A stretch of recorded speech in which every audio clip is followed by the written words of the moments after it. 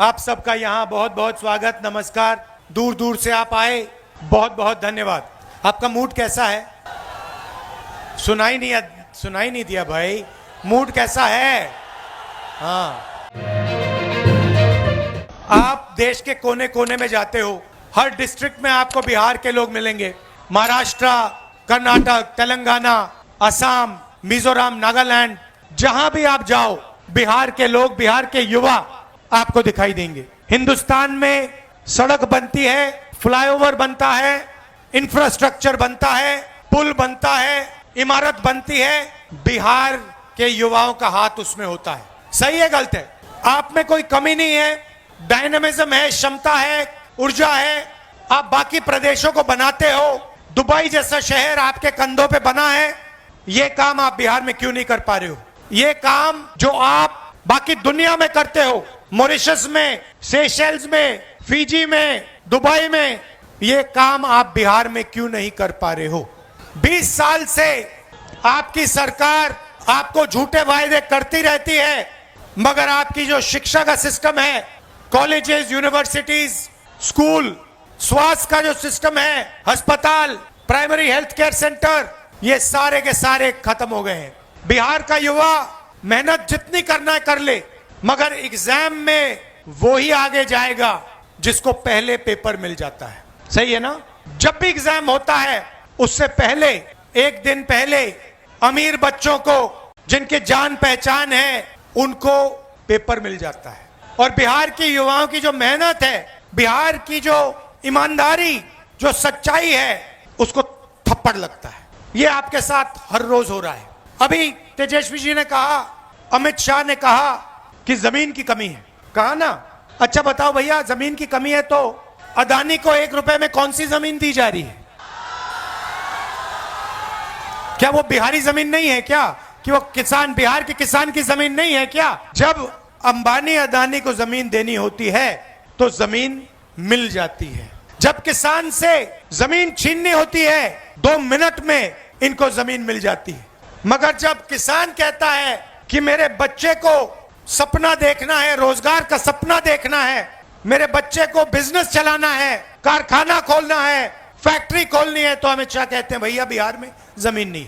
धारावी में मैं गया, आपके लोग रहते हैं, बिहार के लोग रहते हैं, छोटा व्यापार करते हैं, बिजनेस करते हैं, लाखों करोड़ रुपए की जमीन है, वो सारी की सारी जमीन छीनकर अदानी को दी जा रही है। सारी की सारी जमीन, धारावी की जमीन अदानी जी को डेवलप करने के लिए दी जा रही है। इसे ये विकास कहते हैं। जो भी अदानी और अंबानी को दिया जाता है उसे विकास कहा जाता है। उनका जितना कर्जा माफ करना है करा देंगे। बिहार के किसानों का कर्जा माफ किया? बिहार के किसान को सही रेट दिया? ना। और फिर आके कहते हैं कि जमीन नहीं है। दूसरी तरफ मोदी जी कहते हैं मैं जाके यमुना में स्नान करूंगा, छठ पूजा का टाइम है। कहा नहीं कहा? आपको दिखाने के लिए ड्रामा। मैंने पिछली मीटिंग में कहा, देखो भैया, चुनाव से पहले आप मोदी जी से कुछ भी करवाना चाहते हो करवा सकते हो। अगली मीटिंग में आएंगे, भीड़ से कोई कहेगा, एक आदमी नहीं, अगर भीड़ से 200 लोगों ने कहा मोदी जी स्टेज पे जरा डांस कर दीजिए, हम वोट देंगे, डांस शुरू हो जाएगा। वो भरतनाट्यम करना शुरू कर देंगे स्टेज पे। ड्रामा किया और ड्रामा से हिंदुस्तान की सच्चाई दिखाई दी। ड्रामा क्या किया? एक तरफ यमुना, गंदा पानी, उसको किसी ने पी लिया या बीमार होगा या मरेगा। उसमें कोई अंदर नहीं जा सकता, इतना गंदा पानी है। अगर आप उसमें घुस गए आपको वहीं की वहीं बीमारी हो जाएगी, इन्फेक्शन हो जाएगा खाल पे। मगर मोदी जी ने ड्रामा किया, छोटा सा वहां पे तालाब बनाया। आपने देखा ना? ये है हिंदुस्तान। चुनाव के लिए आपको कुछ भी दिखा देंगे। देखो भैया, 56 इंच की छाती है, यमुना में मैं जाके स्नान कर रहा हूं, मुझे कोई बीमारी नहीं होती, मेरा डायरेक्ट ऊपर से कनेक्शन है, मैं भगवान से डायरेक्ट बात करता हूं, मुझे यमुना में कोई बीमारी नहीं होगी। और फिर पीछे से पाइप लगाया जाता है, साफ पानी उसमें डाला जाता है, और फिर वीडियो कैमरा, हमारे जो मीडिया के मित्र दिखाएंगे, देखो देखो नरेंद्र मोदी जी ने यमुना जी में स्नान किया। वो एक प्रॉब्लम आ गई, किसी ने फोटो ले ली पाइप की, किसी ने पाइप की फोटो ले ली। मोदी जी कहते मैं तो नहीं जाऊंगा।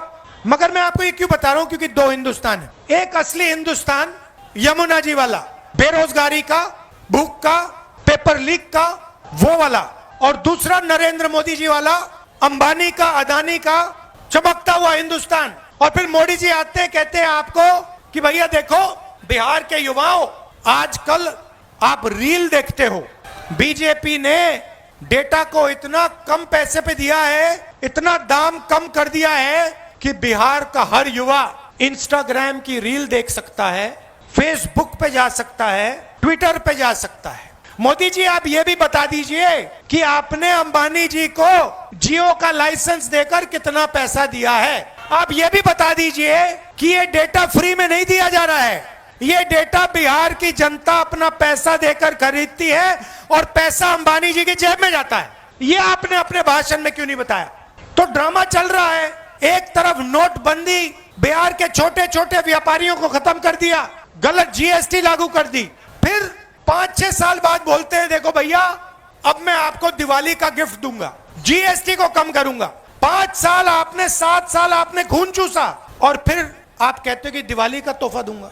बिहार के युवाओं से कहते हो कि देखो हमने आपको कम रेट में डेटा दिया, मगर बिहार के युवाओं से आप ये नहीं कहते हो कि आप 24 घंटा इंस्टाग्राम पे इसलिए हो क्योंकि हमने आपको नौकरी नहीं दी, मोदी सरकार ने, नीतीश सरकार ने नौकरी नहीं दी। क्या आप क्या सोचते हो? आपका प्रधानमंत्री, हमारा प्रधानमंत्री कह रहा है कि बिहार के युवाओं को बहुत फायदा दिलवाया, आप जितना टाइम इंस्टाग्राम पे रहना चाहते हो रह सकते हो। क्या सोचते हो कि बिहार के युवा को इंस्टाग्राम से फायदा हो रहा है क्या?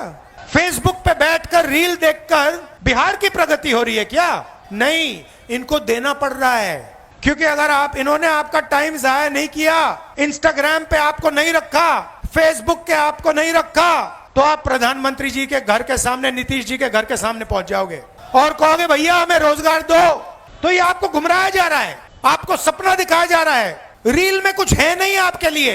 1-2 लोग इंस्टाग्राम बने इन्फ्लुएंसर बनेंगे, 1-2 लोग इन्फ्लुएंसर बनेंगे और फिर 1-2 साल बाद वो भी बेरोजगारी में डूब जाएंगे। सच्चाई ये है कि पूरी की पूरी सरकार, चाहे वो मोदी जी की हो, नीतीश जी की हो, ये 2-3 अरबपतियों के लिए चलाई जा रही है। और इसमें किसान भूखा मर जाए, युवा एग्जाम पास करे ना करे, बेरोजगार रह जाए, कोई अस्पताल में मर जाए, इनको कोई फर्क नहीं पड़ता।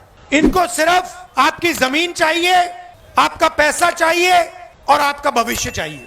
और आजकल नई चीज चली है, ये जो भी आपको मिला है, ये चुनाव हो रहा है ना, यहाँ पे बिहार में चुनाव हो रहा है ना, तेजस्वी जी को चीफ मिनिस्टर चुना जा रहा है ना, ये पूरा चल रहा है। ये क्यों चल रहा है? ये इसके कारण चल रहा है, ये संविधान के कारण चल रहा है। इसके पहले, संविधान के पहले यहाँ कोई चुनाव नहीं होते थे, यहाँ पे कोई भाषण नहीं होते थे, यहाँ पे जो भी राजा महाराजाओं को चाहिए होता था वो होता था। उनको किसी की जमीन चाहिए, जमीन ले लेते थे। ये पूरा का पूरा ढांचा जो हिंदुस्तान में बना है, लोकतंत्र का ढांचा, ये अंबेडकर जी, गांधी जी के संविधान के कारण बना है। आप मत सोचिए आरएसएस और बीजेपी इस पर आक्रमण कर रहा है। जब वोट चोरी की बात होती है, संविधान पर आक्रमण हो रहा है, आपका वोट छीना जा रहा है। क्यों छीना जा रहा है मैं आपको बताता हूं।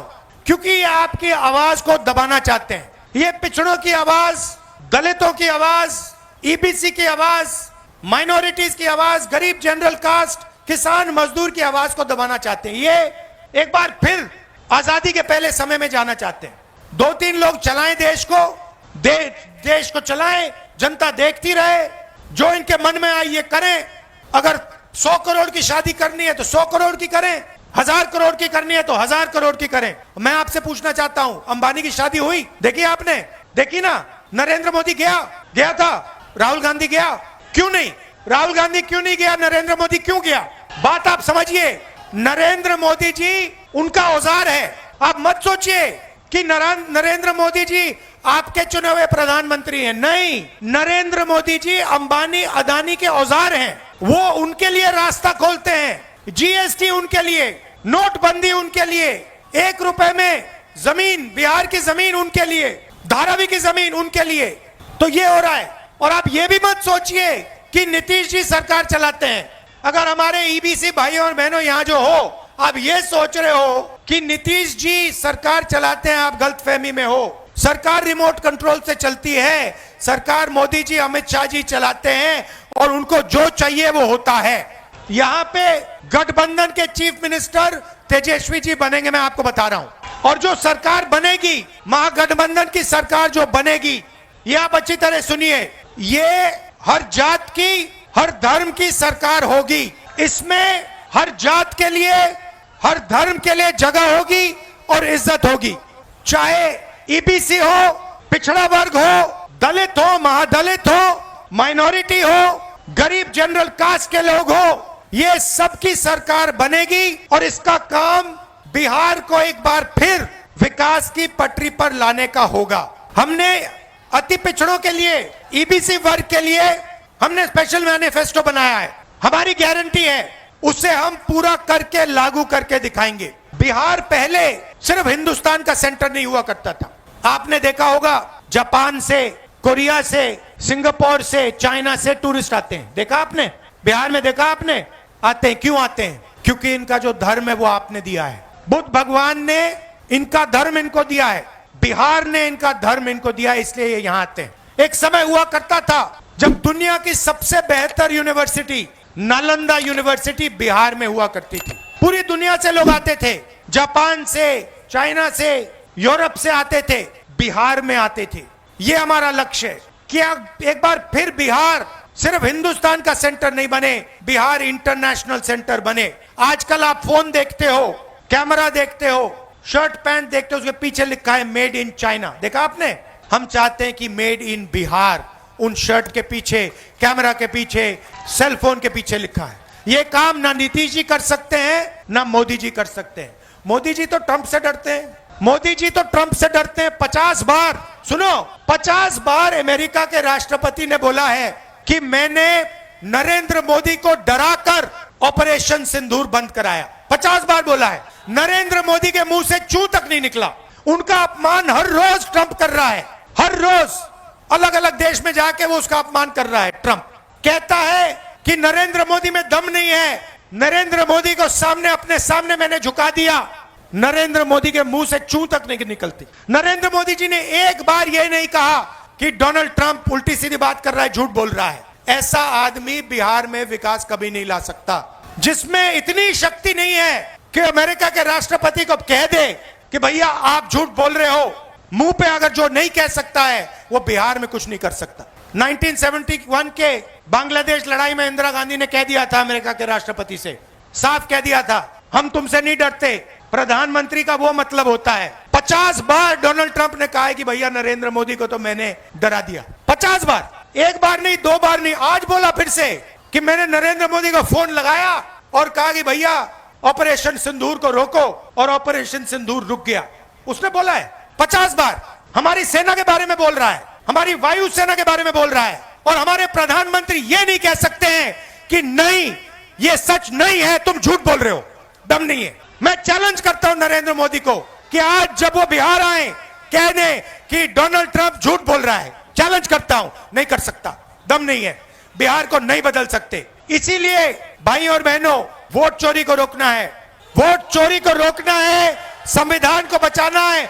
सारे के सारे वो लोग अपना वोट डालो, और अगर पोलिंग बूथ में बीजेपी के लोगों ने वोट चोरी करने की कोशिश की तो उनको पकड़ो और उनको रोको। भाई और बहनों, महाराष्ट्र का चुनाव इन्होंने चोरी किया है, हरियाणा का चुनाव इन्होंने चोरी किया है, और ये बिहार का चुनाव चोरी करने की कोशिश कर रहे हैं। हम सबको मिलकर ये चोरी रोकनी है, संविधान की रक्षा करनी है, अंबेडकर जी के संविधान की रक्षा करनी है। और भाई और बहनों, हमारा लक्ष्य है कि अगले 10 साल में बिहार में सबसे अच्छे कॉलेजेस, यूनिवर्सिटी और स्कूल खुले, कि आपको शिक्षा के लिए बाकी प्रदेशों में नहीं जाना पड़े, ये जो पेपर लीक की जो कहानी है इसको नहीं सहना पड़े, और आपके जो अस्पताल हैं जिनमें आप जीने के लिए नहीं मरने के लिए जाते हो, जीने के लिए नहीं मरने के लिए आप अस्पताल में जाते हो, ऐसे अस्पतालों को बंद किया जाए और अच्छे अस्पताल आपके लिए खोले जाए। ये हमारा लक्ष्य। और जो छोटे व्यापारी हैं, मेड इन बिहार कौन करेगा? अंबानी अदानी नहीं करेंगे,